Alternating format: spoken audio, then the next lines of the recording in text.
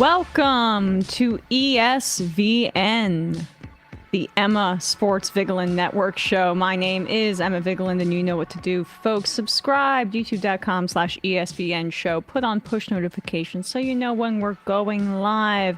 Like this stream if you're listening to it live. Comment below if you're watching it later. Rate us 5 stars on Apple or Spotify. And say hello to Bradley Alsop, who is wearing an extremely cool t-shirt today, to be honest with you. I'm a fan. I like that. Oh, Can you show you. it off a little bit more? Model it for us. That's a Dodgers t-shirt, and it says Dodgers in Japanese, does it not? That's right, it does. Where did you get that? I think ad targeted on Instagram. Not the most entertaining or interesting way. Hey, it happens to the best of way us. to obtain a cool shirt, but you know, I think my phone doesn't understand my taste. Well, it is a So- good homage to, the GOAT right now in baseball, in Ohtani. That's right. My Instagram understands that very thing. We'll get right into it, I guess. I mean, I think this is maybe the best week in the NFL season so far in terms of like the games and the implications of the games.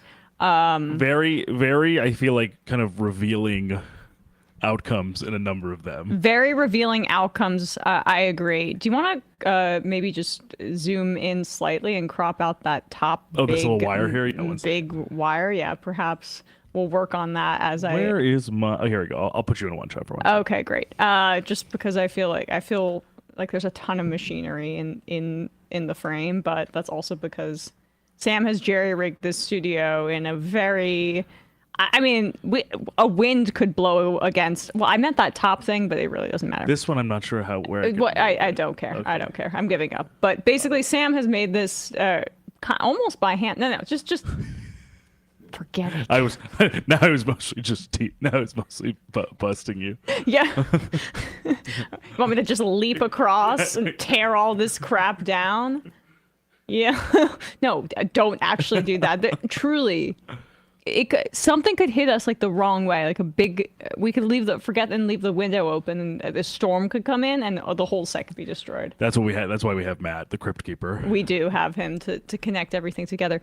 All right. Well, with that quick aside, let's jump right back into the NFL season, folks. So I think this past week, 11 is perhaps the most consequential and week so far, and the best football that we've seen, because I was thinking about it last night. We had 4 major victories that have changed, I think, the landscape for the playoffs. The Chargers last night on Sunday Night Football in a real classic.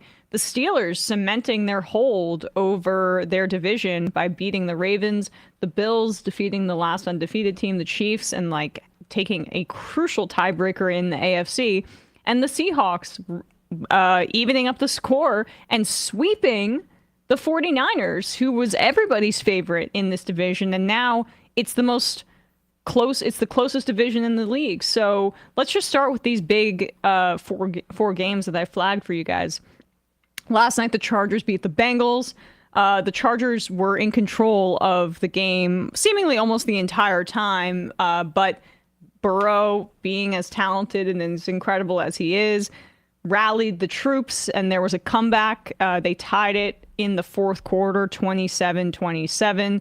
So it was many unanswered points. I mean, and some of the plays were just incredible. That go route to T. Higgins on 4th down, where he just hit him right in the end zone in the perfect spot. And Jamar Chase scored 2 touchdowns. It still wasn't enough, though, even with that amazing T. Higgins touchdown, even with Jamar Chase scoring 2, Joe Burrow throwing for 356 yards and 2 touchdowns, 0 interceptions. I read the statistic that, you all right? It's just so painful. I know. I just feel for them. I read this stat. And it's usually, the thing is, what's funny is in a game like this, it's usually the Chargers. Oh, right. Like, it's usually the Chargers. Well, we'll get to that in a second. But, I mean, like, the thing is that this statistic just stuck out to me. This is the 3rd time this season that the Bengals have lost when Burrow threw 300 yards and 3 touchdowns and 0 interceptions. Burrow is the only quarterback since the merger in 1970 to lose 3 games in one season with that stat line, meaning he's throwing for no interceptions, over 300 yards in multiple games, and still losing them. We said this breaking records. Yeah, we said this last week. We were like, if this team was, 7-3 or like 6-4 or something, like Burrow would be like top 3 MVP totally candidacy right now. Like playing potentially, this is why it's so maddening and so upsetting, is like he's actually arguably playing his best football of his entire career right now. And the Bengals would have to win out to even like scratch the surface of potentially getting into the playoffs with 2 games left against the AFC North leading Steelers ahead of them. And this is the same. What's also frustrating is that this is the same story for the Bengals. It's just this time it finally caught up to them because of the contract issues at play here.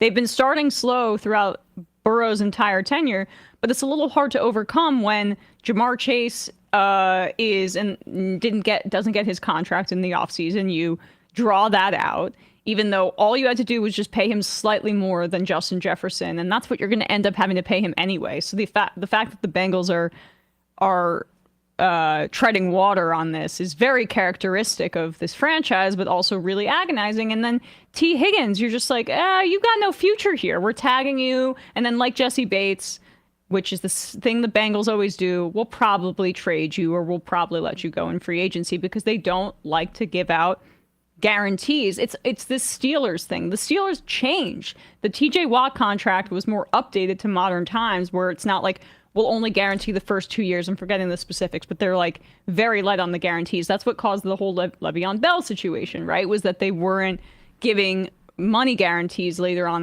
in the deal. But the Bengals have to update their process because like this isn't just you guys drafting players and then you average 4-12 back when it was 16 games for the rest of the year and you restart the whole thing over again. No, you now have one of the best quarterbacks in the game, so you should be adjusting your approach based on that. But they're too cheap. Mike Brown it's the same old story. And there's the cheapness, the frugality aspect, but there's also a number of, I think I would also say, organizational missteps that have led to this point outside of even just the resource allocation. Is that this defense, when they made it to the Super Bowl in 2021, was contingent upon, a number of different signings and kind of like vet players sort of cobbled together to make a sum that was greater than the extent of its parts. Von Bell kind of at the height of his career at safety. As you mentioned, Jesse Bates, who's obviously in Atlanta, still showing himself to be an all-pro caliber player. Right. Trey Hendrickson, Logan Wilson, some of these guys who are still there. But the problem is, even independent of that, outside of the any sort of offseason acquisitions, a number of the draft picks that they've tried to kind of augment or supplement or replace those guys who've left in free agency have not panned out. I mean, Myles Murphy, they drafted in the first round. He's not really made an impact in the pass rush. Dax Hill, he a safety. The safety they drafted to replace Von Bell or replace Jesse Bates. Yeah. He, I believe, has struggled both with injuries and also just staying on the field in terms of being competitive among the depth chart. We're seeing a little bit more from DJ Turner, but it looks like, I just checked before the show, he's going to be out for the year. And so broken collarbone, and so or clavicle or whatever. And so you see those sparks, and he's going to be out for the season. So relying on some depth that they're clearly struggling with, because even still.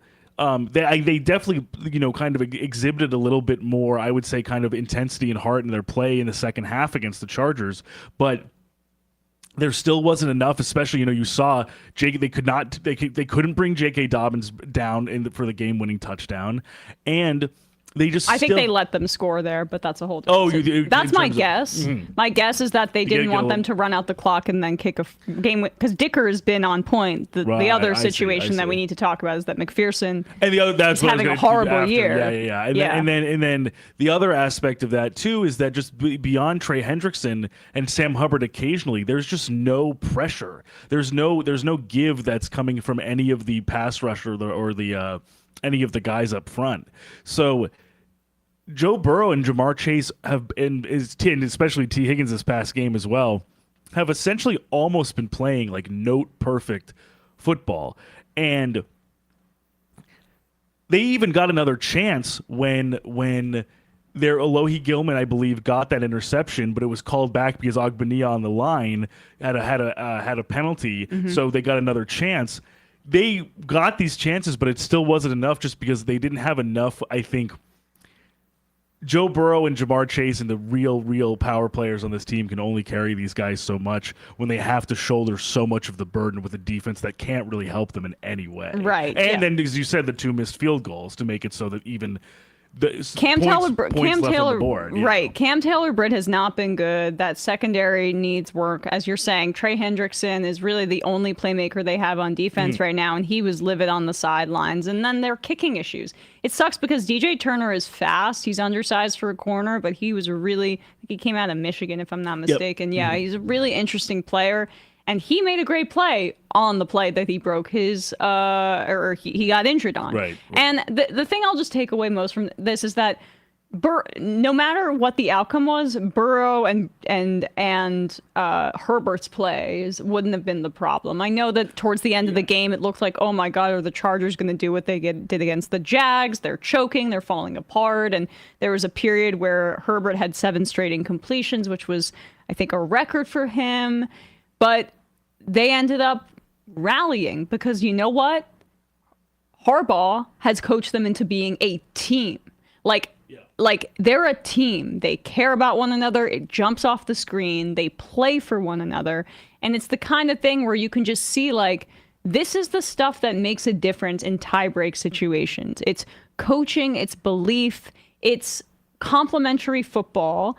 Even when they don't, like Khalil Mack was on the sidelines, they still have some overpriced guys on defense that aren't the best players in the world at this point in their career. But Harbaugh makes it work. And just some of the stuff, like Justin Herbert had some gorgeous passes in this game.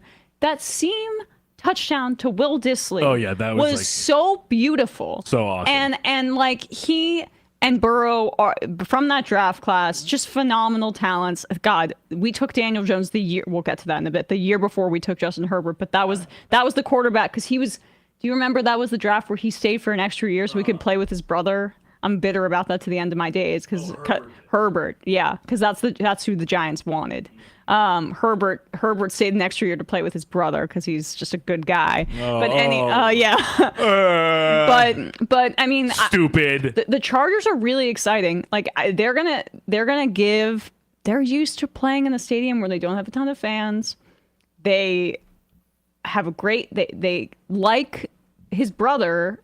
Jim Harbaugh knows how to manage games. I mean, we can get to the Ravens in a second, but that's going to be difficult in the playoffs.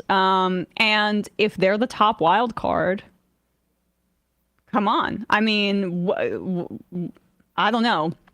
It's not who's going to be. It's probably going to be like the team that wins the AFC South, the Texans. Yeah, Texans are. Yeah, right. And I could see them going into Houston and winning completely. And also, I just think this formula so far, which we've talked about, is still, especially even, and credit to them, the reason I also bring it up beyond the formula that we've talked about on the field, if this formula on the field can sort of also be useful and work for a game that for so many times across quarterbacks, from Phillip Rivers to Justin Herbert, this is a game that the Chargers traditionally lose. Yeah. And for them to come out and win that game, and a game that was hard fought, back and forth, They lost the lead. The momentum shifted completely away from them. For them to stay in it and win, I think is even the biggest sign of a paradigm shift for this team, to not do what the Chargers usually do,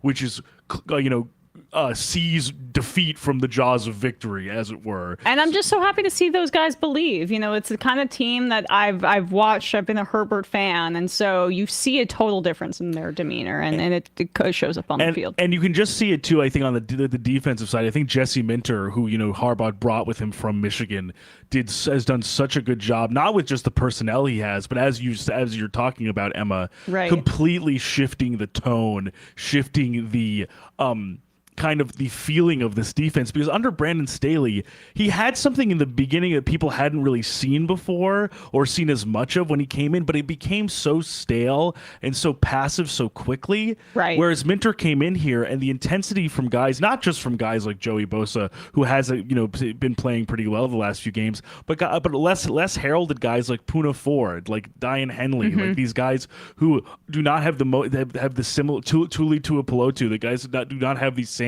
level of pedigree as Joey Bosa and Khalil Mack, but every down are giving it their absolute all and making plays and winning in these reps. Yeah, it's really exciting. So congrats to Chargers fans. Bolt up. I've only known one Charger fan in my life, my friend's ex boyfriend. So congrats to him. Congrats, I guess. We don't need to go back in history. No, we don't need to go back to old stuff. You know what you did. Yeah, that's right. Anyway, actually, I don't really think anything happened, but it is fun to joke about. These Steelers defeated the Ravens and now have a chokehold on the AFC North. And gotta say, this is not something that some people thought was going to happen, including myself. And look at that. Mike Tomlin knows how to coach a damn team. And this team is better than this is better than look at Tomlin getting these guys back to 500 type thing. This is oh my God, this team is Arthur Smith is actually a coordinator. So they actually have an offensive coordinator now, which is extremely helpful. Matt Canada was just so atrocious, and who knows how Kenny Pickett would have looked if Arthur Smith. He's kind of the quarterback that they would have. I mean, Kenny Pickett was not that talented, and they're in a better situation now, but it really is a what could have been, because he's an athletic guy that they could have rolled out. It's the kind of football that Arthur Smith likes to play, but it would have been a more quarterback-friendly environment for Pickett which is crazy, given what Matt Canada was basically 1 + 1 is 2. Because I don't really think that Arthur Smith is a great quarterback coach. I think he's certain mobile quarterbacks that can do bootlegs and RPOs are perfect for his system, and I don't know necessarily if you're teaching the guy how to be a great quarterback, great pro-style quarterback, but it still is effective with the right kind of personnel. And I think that has benefited this team greatly. It's unlocked Pickens, who is a total psycho all over the field, just getting in guys' faces. And I think there was an injury on the Ravens. I saw some video clip of Pickens then laughing and pointing at him when he was on the ground. I mean, look, I'm not going to say that that's moral, but he is that's old school I don't know football, like back from the 80s and 90s, how guys used to act. I don't know this for a fact, but Pickens seems like one of those guys who really is obsessed with the Joker, probably. There's a big Joker contingency in the NFL of guys who just love the Joker. I think Pickens is probably one of them. And it's kind of crazy that the Steelers didn't score an offensive touchdown and still beat the Ravens, which I think goes to show you that the offense did enough to get into good enough field position to kick field goals, and the defense was stifling enough in response to a Ravens offense that has been pretty volcanic the last few weeks, forcing a fumble on the first snap basically for Derrick Henry, who had not lost a fumble in 500 plays or 500 snaps or something like that, and then just really neutralizing Lamar both on the ground and through the air. They were just not letting any sort of window be anything less than tight enough to always be a kind of disputed bit of territory for the Ravens to try and take going towards their end zone. And Zay Flowers had a massive drop. He had that late touchdown where they ended up not being able to convert on the 2-point try. But given how the score went and how the fact that, yes, the Steelers did not score an offensive touchdown, Justin Tucker's 2 misses, one I think from 47 and the other from 50. More field goal woes, or kicker woes. It's been the story of the year. I mean, we'll get to that Bears game in a bit, but the blocked field goals, I think they're going to outlaw that move of jumping over. Can't keep doing this. And they're going to do it, I think, in the offseason, but that's a whole nother story. So the Steelers have moved to 8-2. I don't see how anybody is going to be able. I mean, the Ravens can't catch them now that they've swept them.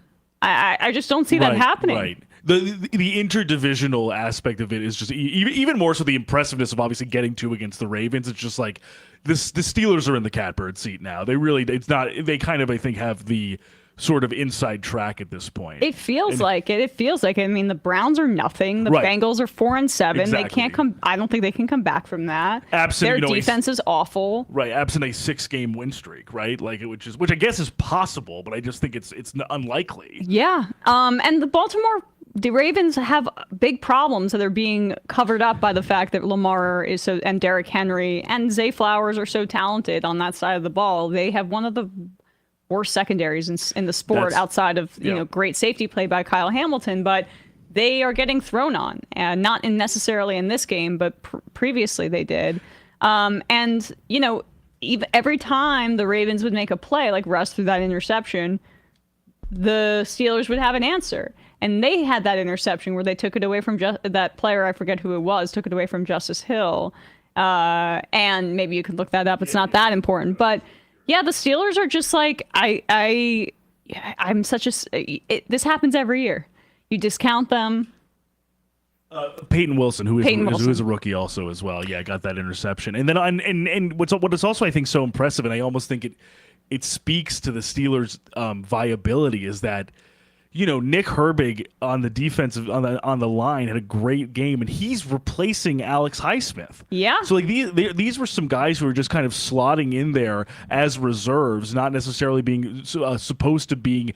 They're not supposed to be relied on as heavily as like a guy like Highsmith, Cam Hayward, etc. But still coming in here and being like high impact, and I think, as we've been discussing with Tomlin, that's like a coaching thing. That's basically like, we're interchangeable. We're gonna bring this same energy no matter who's on the field. Yeah. And we're gonna make it uncomfortable for you the entire game, regardless of how explosive your offense is. And the Ravens, who that's how they like to play, especially, they don't want to dink and dunk. They don't want to check down. Taking away those explosives and neutralizing them kind of painted them into such a corner that they couldn't kind of figure their way back out of it. No, agreed. So congrats to the Steelers. Looks like you guys at 8-2 are heading to the playoffs. 8-2 is crazy for the Steelers. It really, really is amazing. Maybe they'll hit a skid and the Ravens will still take the division by a game or something like that. I don't want to foreclose that possibility, but oddly, now that we look at it in with week 11 almost being over, it feels like the Steelers have fewer holes because they have just a more complete team, where the Ravens are more reliant on offense. And when that doesn't go the way that they need it to go, here you go. And the Steelers just know how to play Lamar Jackson. I mean, he's Tomlin being the master again in that situation. I can't believe this is like the third biggest game that we're getting to, but the Bills beat the Chiefs 30-21. Yeah, just not to bury the lead, but the Bills. That's what I'm saying. This is maybe the best weekend so far. The Chiefs lost 30-21 to the Buffalo Bills, so now the Chiefs are no longer undefeated. The Bills have won 6 games in a row. They go into their bye at 9-2.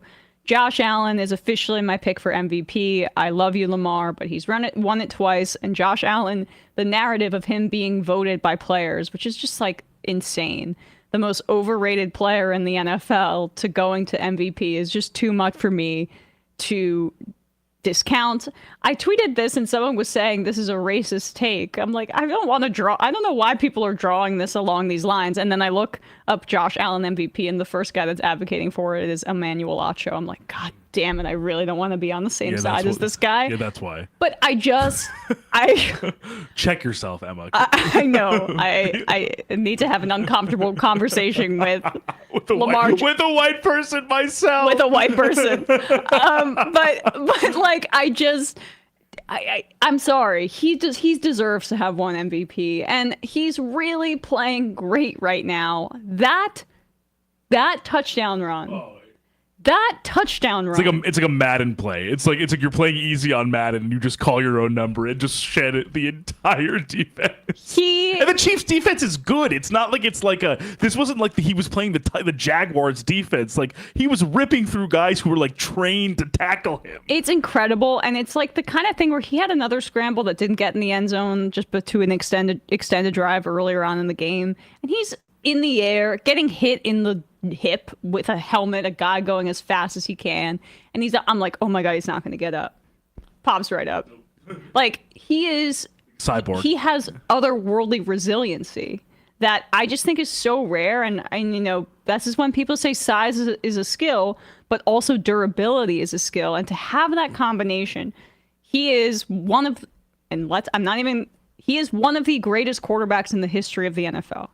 And it's malpractice that he hasn't gotten the league MVP at this point. Because we said this before, if it weren't for Mahomes, I mean, there would be a lot of things. Lamar would probably have a ring by now. So would Josh Allen. Maybe Burrow. Yeah. Although Burrow was thwarted. Yes. There's more of a test case for it because he lost in the Super Bowl. But that was his second year in the NFL. Right.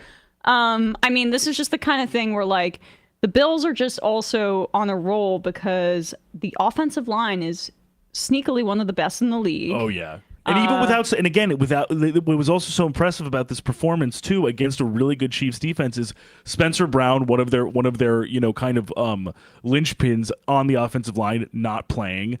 Keon Coleman, who has been a pretty reliable target in his rookie season for Josh Allen, not playing. So a lot of the targets through the air going to Khalil Shakir back in the lineup, going to Curtis Samuel, going to Dawson Knox. Like, Josh Allen was peppering it around. Dalton Kincaid wasn't in this game. Right, and even with some of the, kind of reliable weapons for Josh Allen, he was still peppering it around to a number of different receivers and giving kind of like, sometimes I think people think because Allen can do all of the kind of brute force kind of incredible stuff physically, that that he hasn't continued to improve on like the mental and kind of strategic side of quarterbacking. But you see him changing. You see him changing protections at the line of scrimmage. You see him making pre-snap adjustments. You see him making the correct read and throwing beautiful passes that, in a highlight reel, you wouldn't necessarily key in on, but you just know he is consistently more and more, as he has every year he's been in the league, continue to make the right decision time and time and time again. And then when he needs to do something like that, where on that scramble for the touchdown, where the Chiefs weirdly didn't try to kind of clog up those rush lanes, they sort of were trying to like. It was, I think it might have been cover zero. Like, they were kind of sending a number of bodies, but not keeping anybody as like a spy, basically. He saw that and was like, now it's time to be, Professor Chaos. Now it's time for me to like go in there and like shed some bodies and rumble my way into the end zone. But that's just not what's amazing is it's just, for some people, if that was their one skill, they'd still be a pretty extraordinary football player. It's amazing that he has many others as well. Yeah. That are only getting better with time. And to your point, I mean, about I forget what your point was. I forget what I was about to say. Damn it. You had a point earlier about the personnel he was playing with. Oh, I forget. Long story short, I just wanted to make the point that I wrote down they converted over 60% of their third downs against that defense with that front is really impressive, and it speaks to the line, but it also speaks to the fact that they are finally giving him a little bit of assistance with the line being better, James Cook being a really good back, and even Amari Cooper, who was banged up. Gives them some relief. Like, even just him being on the field. And they have more different kinds of receivers than even the Chiefs do, which brings me back to the Chiefs. Yes. So they have issues on offense. This is not... Pacheco coming back is going to make a difference because Kareem Hunt's just like... he barely made this roster. I mean, what can even be said? He gets it done. He's a professional, but I don't think the results would be too different if you stuck Ezekiel Elliott back there. This stable of backs they have right now has just not been nearly as explosive and dynamic as, like, it goes to show you, I think, that the differences in rushing attack of how it's not just, despite Mahomes, despite how good the line is for the most part for Kansas City, it's actually not interchangeable for them. Pacheco actually really was giving them something specifically that they have been missing. Yeah, and Pacheco coming back will be a big deal. And Xavier Worthy, it felt like early on they were trying to feature him to show the Bills, because the Bills ended up trading out of the first round to take Keon Coleman with the first pick overall in the second round. And so it was like, oh, and then that just fizzled out because Worthy is not able to be that kind of player at this point. They just don't have the juice. And then, like, D Hop is 32. Right. It is a. I think we sort of discussed this last year, and I think it has somewhat held over into this year, is that the Chiefs have sort of, and I mean, it's tough because obviously we also have to qualify that, Hollywood Brown also out for the season pretty early on in the season too. But even with that being said, and Rashee Rice, obviously, like that, the Chiefs, especially the last two seasons, I feel like have sort of stretched the limit of this concept of, even if we have very, very little depth at wide receiver, can Patrick Mahomes be enough every game to where we have enough of a shot just because we have Patrick Mahomes under center? And frankly, of course, this is their first loss of the season. It's mid-November. The answer for the most part is yes. We've just been talking about how the margin of error is rather slim. And, like, I don't even know if this ends up mattering. Like, it's like the kind of thing where It's like I'm struggling to get into the Rangers season right now because it's like, okay, I'm just the postseason is what matters for the way that this team is constructed. It's almost like that's what they're doing. And so who knows? We said the same crap about them last year when they fell to the 3 seed. They went on the road and they won in Baltimore and whatever. And it was Christmas Day where the Raiders blew them out, and I was like, oh, this is like they're done. And that was like, I'm like, the playoffs are like 2 weeks away. What are they gonna do? Right. And so, like, the Bills have now won 4 straight against the Chiefs in the regular season. Exactly. By the way, MVP is a regular season award. So right.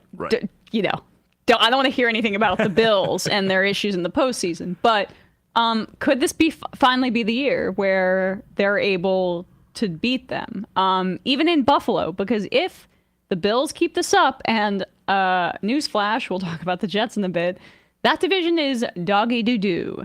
Very bad. Very, very bad. They can run up the score, and like what the Patriots did for all those years, it was very easy for the Patriots to be the first and second seed in the AFC, often because of the way that that division was. So we'll see if they're able to if that tiebreaker is going to come in handy, but it's something to note. And I truly want to express my sincere remorse and contrition. I was very much predicting that the Bills were going to really experience a setback this year, and if anything, it's like actually one of the better teams I've seen from them, and I also want to give a ton of credit to the Bills defense and Sean McDermott's kind of effect on that. That despite losing a lot of personnel, still just going out there and just being rock solid, like just being everyone on that side of the ball, really, regardless of where they are, regardless of their standing, regardless of where they are in the depth chart, just never making it easy for the offense on the other side. So, totally. Taron Johnson being one of the best slot corners in the league, Terrell Bernard playing really, really good football, especially in place of some of these, pillars and cornerstones of this Bills defense, and Micah Hyde and Jordan Poyer no longer being there. Damar Hamlin even, having to slide in and actually, start at safety due to the roster construction. Like, they have done a lot. Greg Rousseau really actually kind of coming into his own as a pass rusher. Like, these guys have actually in a number of ways taken a step despite potentially, the lack of depth that we were seeing in the beginning of the year. So like, it's really, this team is absolutely a force to be reckoned with. Totally. And just one stat I wanted to say just before we move on. Sheil Kapati over the Ringer pointed this out. How rare is it for a team to beat the Patrick Mahomes-led Chiefs by more than 8 points? today being yesterday, was just the 5th time it's happened in his 124 starts, a 4% occurrence. That's just the 2nd time it's happened in the last 3 seasons, playoffs included. That is so like it also goes to show you that this was not just a victory over the best team of the past 5 years. This was like a nearly like improbable victory over the best team of the last 5 years. Go Bills. Yeah. I mean, can you if it was Bills Lions in the Super Bowl, I would be like torn up no matter who lost. Right. That's what we want. We want an outcome that's going to be positive, and that would ensure that reality. 2 teams that have never won the Super Bowl, so I'm trying to manifest that. I'd be happy with the Ravens too, but or the Texans, which was my preseason pick. Although I just feel like there's some more flaws in that roster. Yeah. We'll see tonight how they respond. Yes, right, totally. Is Nico Collins supposedly? Okay, back. Cool. So we'll see that. We'll see. We'll definitely have more of an understanding of that tonight. Yes, I as a Nico Collins fantasy manager in every league I'm in because I huge investment. Made a huge investment. I actually made some trades over the weekend with that to bolster my running back depth in anticipation of Nico coming back. So let's hope. Moneyballing. Yep, let's hope. Gotta make myself resilient for any potential playoff scenario. The Seahawks defeated the 49ers in a phenomenal game where Geno Smith had a touchdown run, another epic touchdown run to follow up what Josh Allen did to ice the game with like 13 seconds left or something. And then he did the, go to sleep touchdown celebration. Seattle had previously lost 5 of their last 6 after they had gotten off to a 3-0 start. So a lot of people had written them off because also they struggle a little bit on defense. They just don't necessarily have elite players all over the field. They're younger, but Devin Witherspoon, I forget what it is. It was great this game. DK Metcalf emerged in really timely ways. He had 7 catches for 70 yards, but it was really the Jackson Smith and Jigba show who ran a beautiful, almost like design crossing route over to the left side of the sideline that sticks out in my mind. And the 49ers, it's just like, we talk about the great vibes on, the Chargers right now. The 49ers are old. They seem angry and bitter and sad and pointing fingers at one another. I mean, like last week, Debo going for the long snapper right. And fighting on the sideline. That's a concern. Joey Bosa got banged up halfway through the... I do this every time. Yeah, it's, 2 California Bosas. It's a little... The more obnoxious piece of garbage Bosa hurt himself in this game. And, the 49ers, for all the talk about the defensive issues for Seattle, the 49ers have issues with their secondary. And their pass rush is older. They just don't have that same fire. And they've now done this where they're up and they're losing in the 4th quarter, which to me is like more than any result in terms of win-loss, really concerning for this team's prospects. And right now, this is the most competitive division in the NFL. They're all bunched around together close to 500. I think the Cardinals are 6-5, but these guys are 5-5. Yes, the Cardinals are 6-4. They're on bye this week, and then the rest of the division is 5-5. So it's as razor thin as it gets because the Rams beat the Patriots over the weekend as well in Foxborough. And I feel like we were definitely not anticipating like the Cardinals to be leading the division with the Rams, Seahawks, and Niners all tied together. I did say they were a dark horse playoff contender, but now I want them to win. Totally. Now I actually legitimately think they're the best team in the division. I'm not even joking. They've played the most complimentary football, and Kyler's playing great. Right. And the thing is, if anything, I actually think they're sort of hitting their stride now, too. Yes. I think it was, whereas with the Seahawks, great win for the Seahawks. Great win for them. But obviously, they started out 4-0. There was a little bit of a hiccup, I feel like, but now 3-0. And the problem is that they can't get their run game going in any consistent way. It's too much on Geno played well, but they're passing at a really high rate. Geno's really in kind of that role right now, which we've discussed with Herbert and as well as Burrow or Josh Allen, where it's sort of like he does, like, when I say hero ball, I don't even say it as like a pejorative. Like, he plays heroically, but it's because like he's sort of relied on going to empty and basically just like sling it everywhere and anywhere to But for him doing it, it makes less sense to me because he's not as talented as those guys. Right. So it's a bit of a... He's a great arm. Great arm. I just feel like he's a good player. I just wouldn't want my offense. It's a lot to put on. It's a little unsustainable, is my Totally, concern about the Seahawks. But they're a fun team and they're building something. So and with the Niners too, obviously it was tough too that Kittle was kind of a late scratch there too, and obviously. I think the combination of the attrition with the injuries that they've had, as well as sort of trying to react. I think it's difficult to reacclimate a guy like Christian McCaffrey into your offense this kind of late into the season, and it not immediately kind of resurrect things. And I think that could potentially even engender some frustration. But I think it's a lot to ask because you're sort of wanting this guy who's been out for 10 weeks to sort of completely rejuvenate your offense, and so.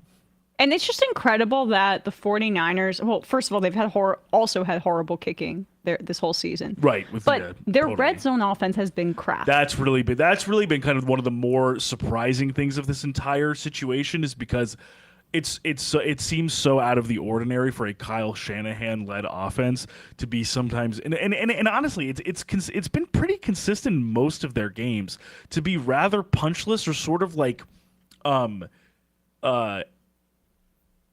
sort of answerless in the red zone.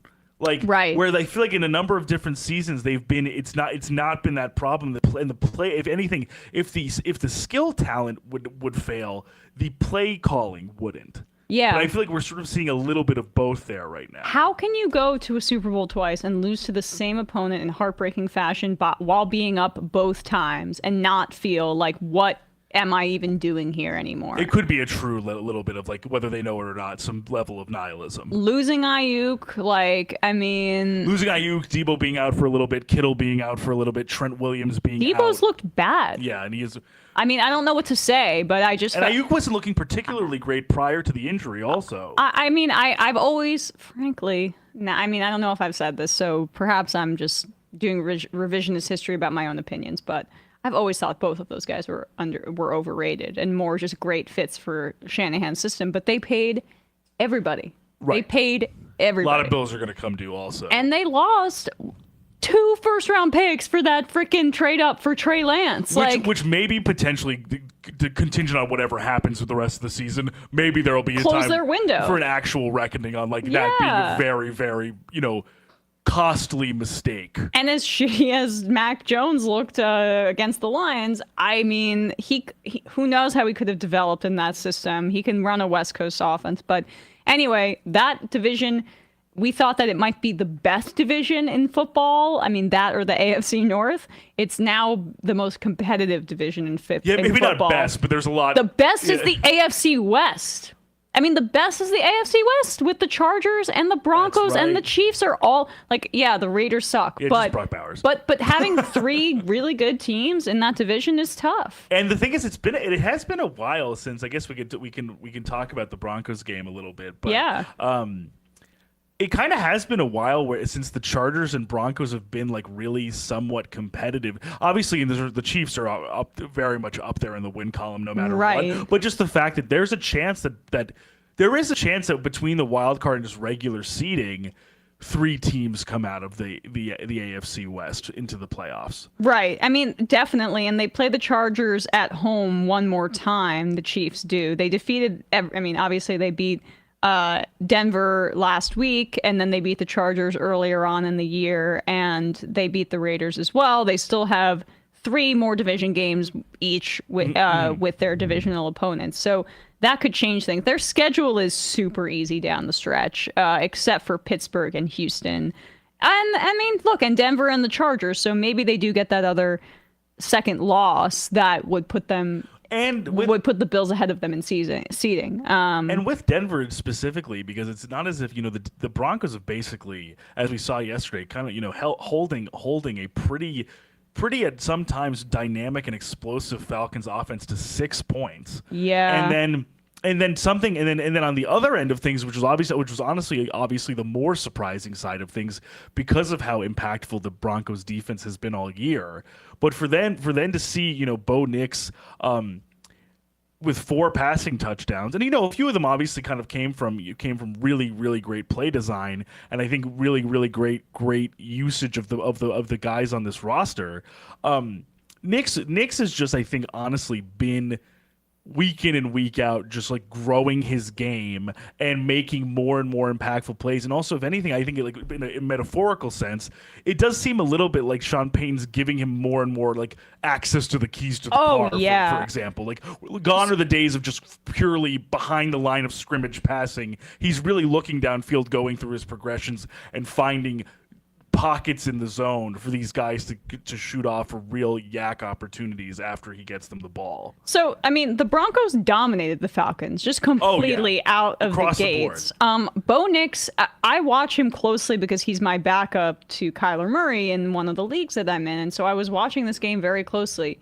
It's not just the system. He's in contention for Offensive Rookie of the Year. And I would argue that, like, if I were to vote today, oh God, Jaden Daniels has been great, but I'm a little concerned that we're seeing the Cliff Kingsbury. We're concerned about the Cliff. We are concerned about the Cliff. And this is about time for the Cliff. The Cliff, the KLIFF.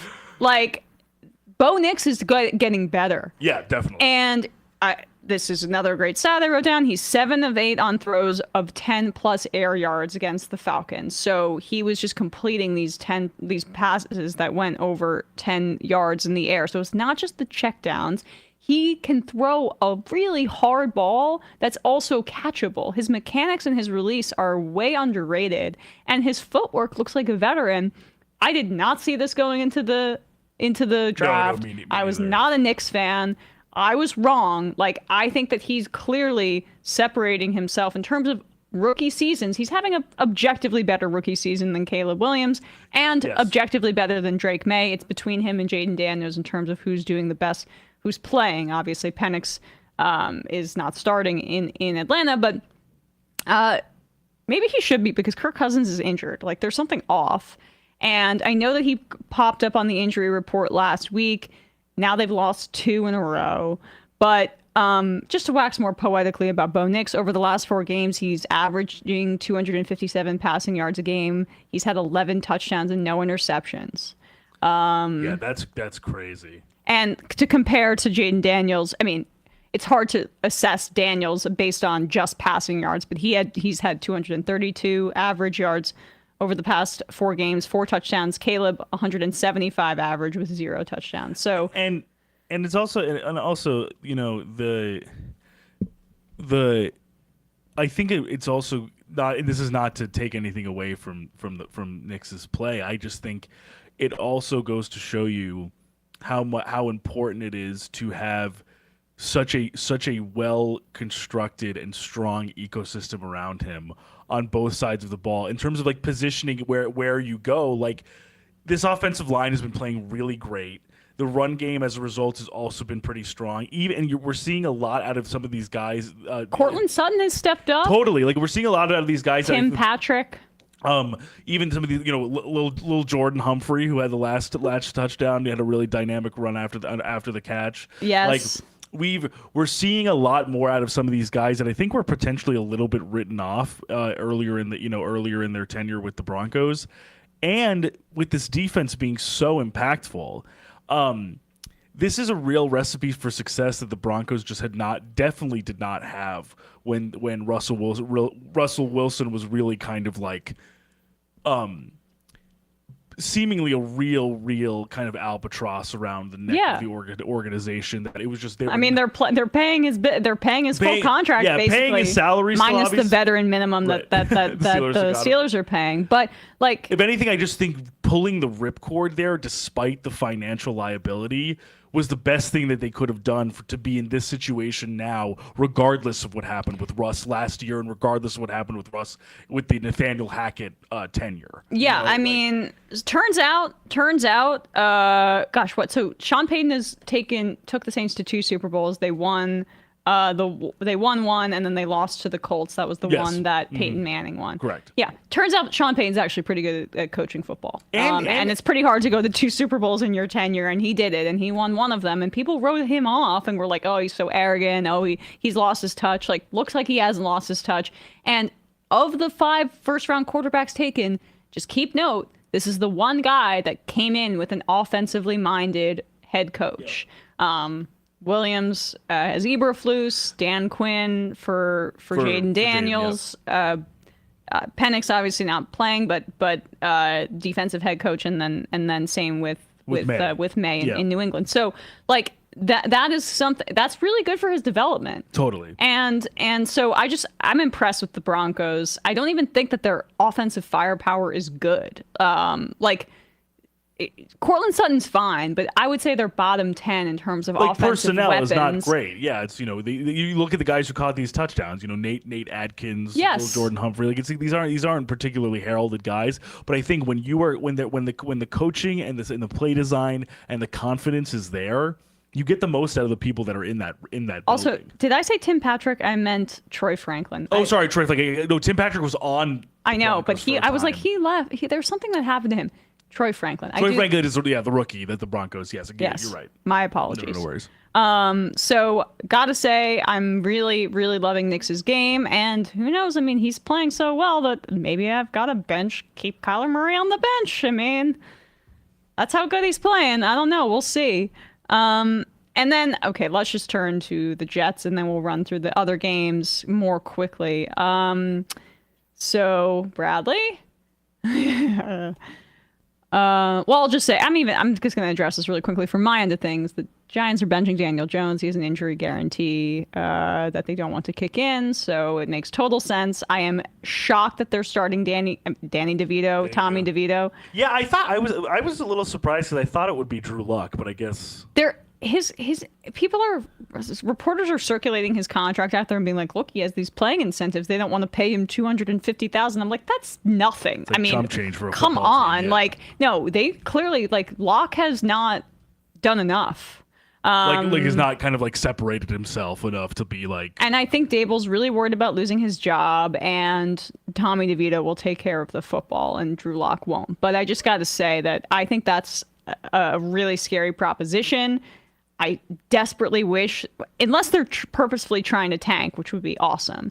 But I'm really concerned that they're going to fire Dable after this year. Yeah, which I don't think they should. But I don't think they should, but they're probably gonna because, of course, you need a scapegoat if it goes bad, I guess. Who wants this job after that? Yeah. Anyway. Okay, I got my Giants out of the way. Do you think Shane too, though? I'm curious. I wonder. That would be ridiculous. No, I agree. I think it's too premature. I think you're only now getting out from under the players. Gettleman. Yeah, you're only now potentially getting out from under the guys that they didn't draft or have a say in selecting in Saquon and. Can John Mara please just learn from his father, who actually was responsible for bringing championships to this city, and show some patience? There were many years where Coughlin was supposed to be fired, and they held on because they showed patience. Dable is not a bad coach. This is just a shitty situation. And anyway, so I got my New York Giants thing out of the way. The Jets, Bradley. Let's keep talking about the Giants. I'll start with the positives, right? Okay, hold on. I got a hair on my lip. I'll start with the positives about Anthony Richardson, and then you can get into the Jets. So happy that Anthony Richardson came back and had a good game after being benched for Joe Flacco. Looks like he learned something. He was 20 for 30 for 272 yards passing and 3 touchdowns to 0 interceptions. It was a career high in passing yards at 272. He had a completions percentage that was higher and very respectable of 66.7%. It's his highest in the game where he attempted at least 20 passes, so this was a clear improvement. He also rushed for 32 yards and for 2 touchdowns. He had multiple rushing touchdowns and was also awesome in the fourth quarter, 8 for 10, 129 passing yards and 2 touchdowns in the fourth quarter. So thrilled for Anthony Richardson, and he can keep building on this. Maybe he learned a little bit of his lesson, just some slight immaturity, not. He's very, very young. I mean, I think he's younger than Shadur Sanders, who's coming out in this draft, if I'm not mistaken. I'm 90% sure of that. So Richardson is 22. So he's really young. But then Shadur is 22. Yeah, Shadur is 3 months older than I had heard that. So there you go. Richardson. So just keeping that in perspective, happy to see that he was able to have success, specifically being clutch in the fourth quarter, where they went for back-to-back touchdown drives that went the length of the field. Alec Pierce needs to be incorporated more into this offense. I don't understand sometimes why he's more boom or bust. He's a really phenomenal player. But downs, they got involved. AD Mitchell had a really nice catch and run. Yeah. I mean, I'm just Josh Downs had a good game as well, and then I mentioned Alec Pierce. So there was, and also there was a crazy throw that Richardson had where he kind of like waited for this crossing route to develop so that the defender kind of going along with that crossing route could fully pass before he went to the right side, because it was a crosser going this way and then he just waited. Like he stayed strong in the pocket until he got basically drilled and literally like almost like he was almost parallel to the ground and just like uncorked this like really nice throw. And I'm like, this is why you be patient with a guy like this. Right. Because he has this kind of like, he does even with some of the decision making or some kind of the processing concerns, he has this like otherworldly ability in some real ways as a quarterback. This is who they wanted Trey Lance to be in San Francisco. But the thing is that there was never a universe where if you put Trey Lance and Anthony Richardson side by side and saw them throw the football prior to the draft, where you would have picked Trey Lance over Anthony Richardson. Like, AR is a supreme talent, where Trey Lance was a work in progress. So is AR, but there's way more to work with here. And I just hope he succeeds selfishly, because I truly believe that most players just need the right coaching if they have the physical tools to have some success. So I'm rooting for him just from something that would confirm my priors. And I think a Steichen-led offense is a great place for him to be. So much of the success and so much of the improvement of so many of these guys on this Colts team, despite obviously, the defense is for sure a mixed bag. Obviously, there have been some struggles throughout down this road with this offense, but I think patience for both like the Steichen regime as well as for AR is well deserved. The Jets. I would like the season to be over now. Yeah. I'm not kidding, every single game that I see a team on the schedule, I'm like, we're going to make this team look the best it's ever looked. It has happened like 7 times this season where a team that has been essentially in free fall or in a compromised position has just come to play the Jets and has looked as if they are the best team in the entire league. So why is Sauce Gardner having a horrible year? I think inexplicably, paradoxically, this defense, with all of the problems it was already having, problems of discipline, problems of preparation, problems of effort, problems of tackling strength, somehow, some way, since the defensive coordinator has taken over, they have been worse than they were before. Yep. Sauce is trailing poorly. He's taking bad angles on routes. He's tackling poorly. He has regressed in essentially every single aspect of his game since last season. Not one of these players, except maybe every now and again Quincy Williams, is playing to the caliber that they played with last year. Hassan Reddick is back, and it doesn't matter because it's barely noticeable. Yeah. And it's not as if there's any improvement on the offense. Some people, Garrett Wilson is dropping passes. Great. Breece Hall, the first touchdown for the Jets since literally Halloween. It's November 18th. And they remain competitive only to, as I use the term, for what the Chargers usually do and what the Jets always do now, is grasp defeat from the jaws of victory to lose by 1 against a team that was really struggling offensively and defensively the last few weeks. I hate this team unequivocally right now. So 1-5 since Saleh. Yep. This team is 3-8. This team that people had the audacity to believe that they would have some sort of chance in hell in this division going to this season. I thought they would win the division, or I thought they'd win it at 10-7, and there was wrong. Some sort of excitement about this regime with Aaron Rodgers as basically the philosopher king presiding over the entire operation. I'm disgusted by this team.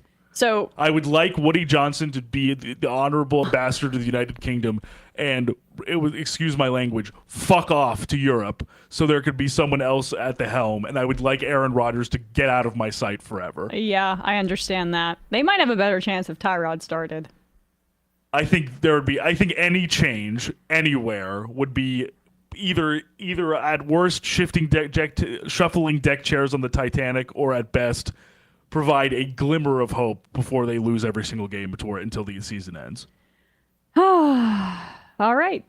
I hate them so bad. Yeah. I hate the Giants too. I apologize for my vitriol there, but it's just like I hate the Giants too, but I hate less like I understand what you're saying. Just the organization and what they've done with this talent that they. It just exactly. I guess that's where a lot of my frustration comes from. Is just like when you see talented players either being misutilized or actively playing worse than they did before. Regressing. To me, the regression to me is a product of coaching and a product of what circumstances is being perpetuated in not only in the locker room but on the practice field and on the field itself. It seems like decay. Like it seems like something that is actively like literally being repulsed. Like any sort of like positive energy is being. And who wants that job next year? That's also my thought, is that I don't know what or who could possibly come in here and come into the Jets facility and change, or at least somehow eradicate the real tangible and intangible stink that is there. You gotta hope that Woody Johnson gets another Trump administration pick appointment. I even think I would probably even if it's his son. Back to the UK. Even if it's his son, I think I'd rather his son. Oh yeah. I don't know. I don't even know why. Ask Cowboys fans if they'd rather have Steven or Jerry. I think that's the they other would thing too. Is take like, Steven any day of the week right now. I'd potentially rather the scion or the fail son than the crotchety old guy clinging to power. Although I've got the fail son in John Mara, and it's not going that great. And we both have to get to enjoy that with the Knicks. So perhaps be careful what you wish for. But we're down bad here in New York with our football teams. Let's just run through these other games. I had a birthday thing yesterday, so I was, half paying attention, not fully, to some of these other games. Those were the ones I paid most attention to. The Packers were able to squeak by Bradley by 1 point. The Bears had a bit of a better showing, and Rome Odunze got involved more, but it still wasn't enough. I mean, I just really think that the Chicago Bears need to clean house. And the other thing that bothers me, they need an offensive head coach for Caleb Williams, just straight up. This coordinator change wasn't going to do much. It was just somebody for Eberflus to throw over. Big Cat had a tweet before Biden dropped out, and it was like, people who don't think that it was maybe 3 weeks into that agonizing period where he refused to. It was right before Kamala jumped in, and at the end of the day, she still lost, but she did a better job than Biden could have done. And Big Cat tweeted, like, some of you don't follow sports. You have no idea what happens the signs when the offensive coordinator gets fired mid-season with a head coach who's on the hot seat. And that's exactly what... everything is completely fine. I have the backing of the locker room. Yeah. And everything is going to go great, and we are going to continue forward. Lose on a blocked field goal. Everyone is so miserable. Everyone hates being there. Now Ryan Bates is injured. They cut Nate Davis. They're on their 5th and 6th string linemen. Like the abyss that the Bears are in right now. It's a little similar, but I think just with the promise of Caleb, there's more to be hopeful for next season when ultimately Eberflus is fired. But I think it just goes to show that they could have potentially just done away with that administration. They should have, prior to drafting 100%. Caleb, so as to avoid just doing that this year when they could have just done the same exact thing and maybe gotten Ben Johnson or one of these other good coordinators or something like that. And the Packers are still not firing on all cylinders, but they did gain momentum late in the year last year. So my guess is that's going to happen. I don't know. They're still finding ways to win. I just think, as you said, you'd like to see Jordan Love be a little bit more explosive, as we saw him be. And less over the second half careless of with the season. ball. Right. He threw another interception. But it's a divisional game on the road. I'm not going to just. They're kind of, I'm not going to take too traps much. abound. Traps abound. The Saints destroyed the Browns at home. Marquez Valdez-Scantling has basically subbed in as a really good deep threat. MVS was playing like Jerry Rice in New Orleans. It's just incredible. And Taysom Hill had 3 total touchdowns. Holy moly. Yeah, I'm that was sorry crazy, too. if you like someone I may be engaged to left them on your bench. Oh, that's so tough. He's so boom or bust, though, in terms of his usage, in the sense that sometimes he's out there and he gets like 5 yards. I know. Carry, or sometimes he's like literally the fulcrum of the offense. And like The Saints are so annoying in that way. That was just one of those games. But last week he had a touchdown run that was called back. Right.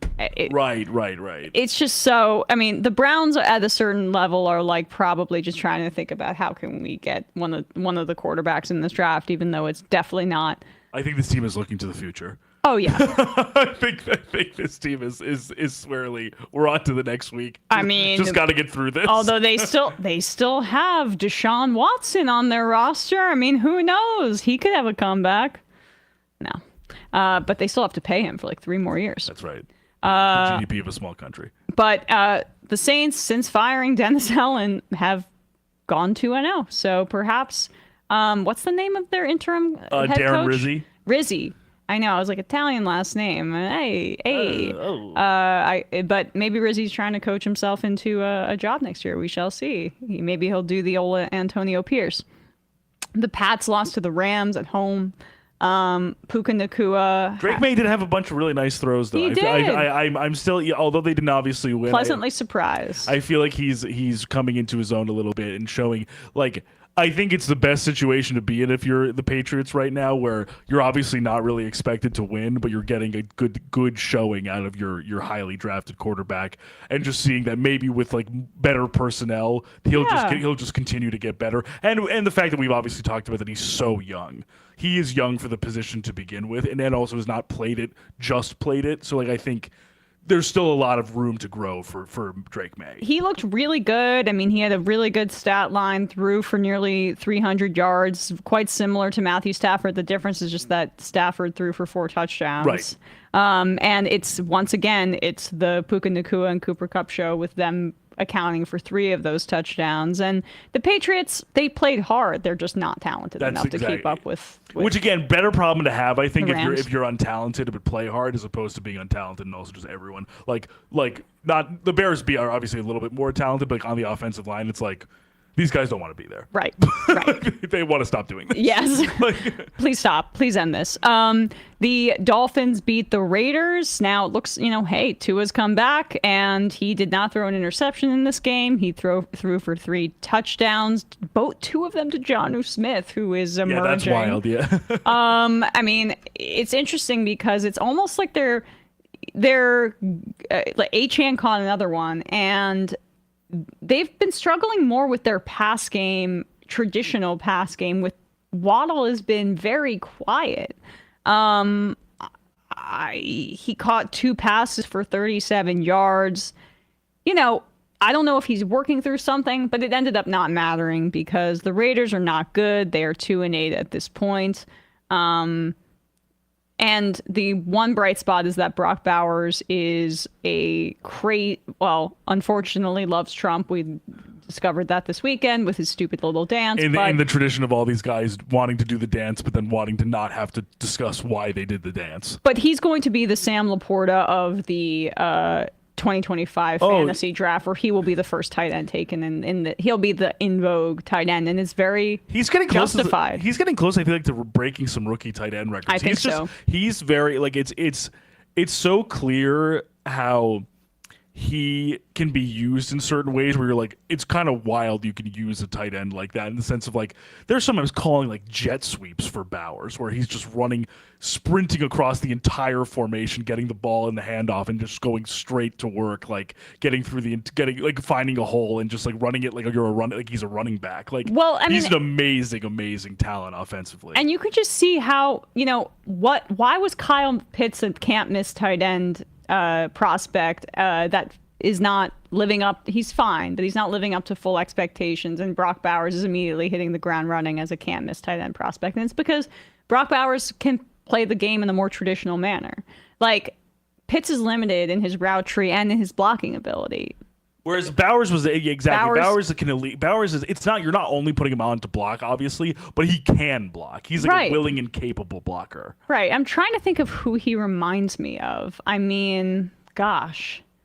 It's tough to say because even like I even think coming into the league he's probably a better blocker than Travis Kelce was. He's only 6'3". That's the other thing. He's a little undersized too relative to some of the big guys. You know? I mean, he's almost like if Evan Ingram was a little bit bigger and could block. I mean, he has that elite. I don't know. I got to think more about it, but at least the Raiders fans can hang their hat on that. That's Brock the one Bowers bright spot. Yeah. is a great talent. We mentioned this. I don't even know what to say. The Lions had 645 total offensive yards. It's like a video game. Like they just stomped the Jaguars. And just humiliated the Jaguars that were not even led by their starting quarterback. Like, I don't even know how this is possible given how far down they were. But Mac Jones only threw for 138 yards. That's like harder to do, honestly. I think when you're also coming back from such a large deficit. Like, just to only still be able to throw for that many. And the idea that they had that many touchdowns where they had 4 passing touchdowns from Goff and 3 rushing touchdowns in the game. 7 touchdowns. 7 touchdowns, and they still had, like, Jesse Bates knock some field goals through. They just couldn't stop. Jake. So this is what, the third or fourth name I've gotten wrong? Please forgive me. I'm sorry for calling him Tim Patrick. I know he's off the team. Anyway, I'm truly whatever is in the studio. Like, Sam is giving me some disease, but go on. It's amazing. It's amazing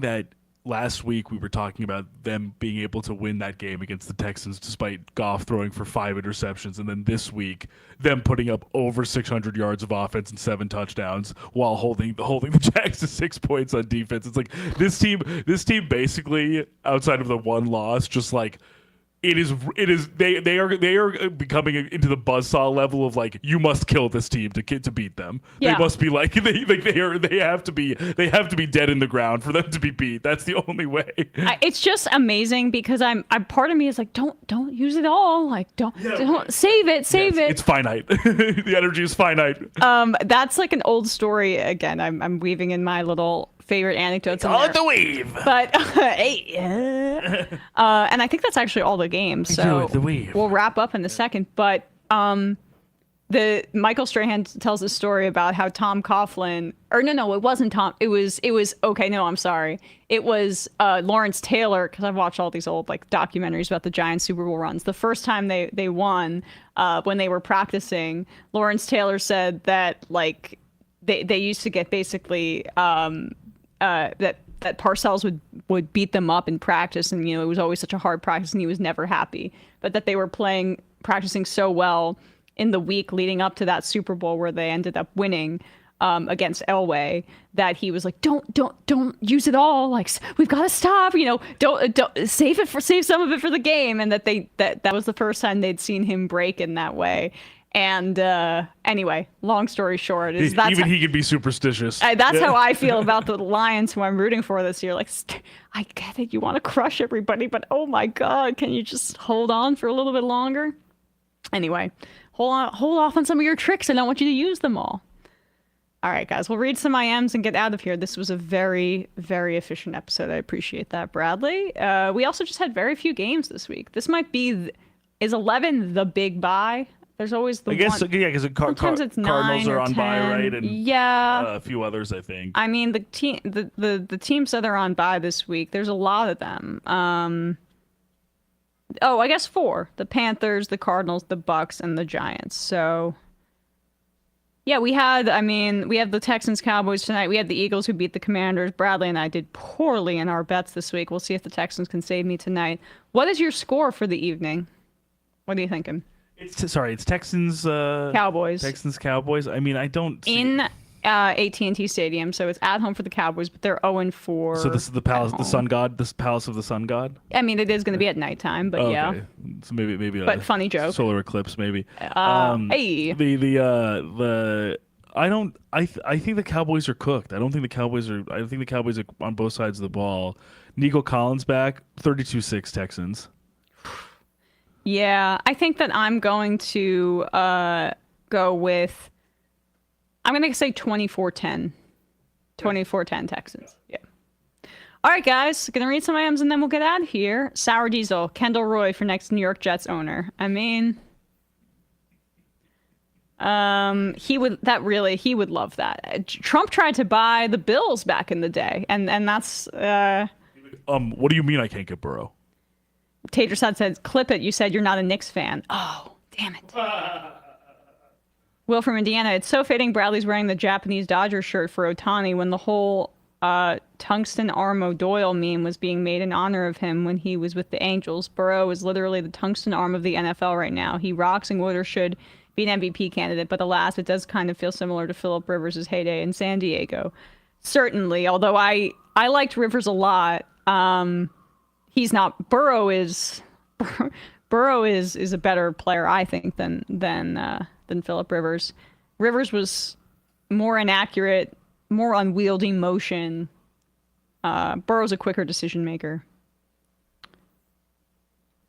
And the final IM of the day, Dave from Jamaica. Glad I caught ESVN live. Same. All right, folks, we will see you back on Thursday. Bye-bye. Bye-bye.